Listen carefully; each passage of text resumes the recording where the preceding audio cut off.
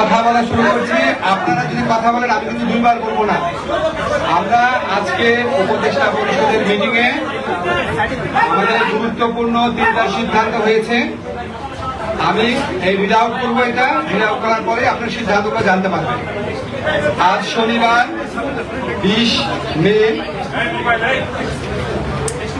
2000।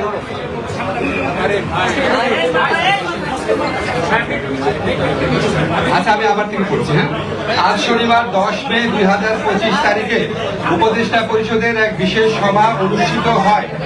সভায় আন্তর্জাতিক অপরাধ ট্রাইব্যুনাল আইনের সংশোধনী অনুমোদিত হয়েছে। সংশোধনী অনুযায়ী আন্তর্জাতিক অপরাধ ট্রাইব্যুনাল কোন রাজনৈতিক দল, তার অঙ্গ সংগঠন বা সমর্থক গোষ্ঠীকে শাস্তি দিতে পারবে।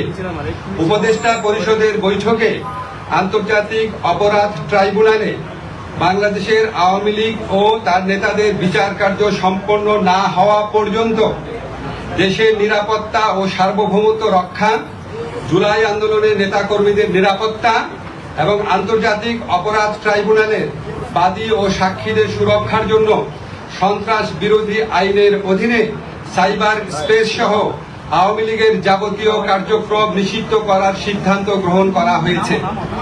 এ বিষয়ে প্রয়োজনীয় পরিপত্র পরবর্তী কর্মদিবসে জারি করা হবে।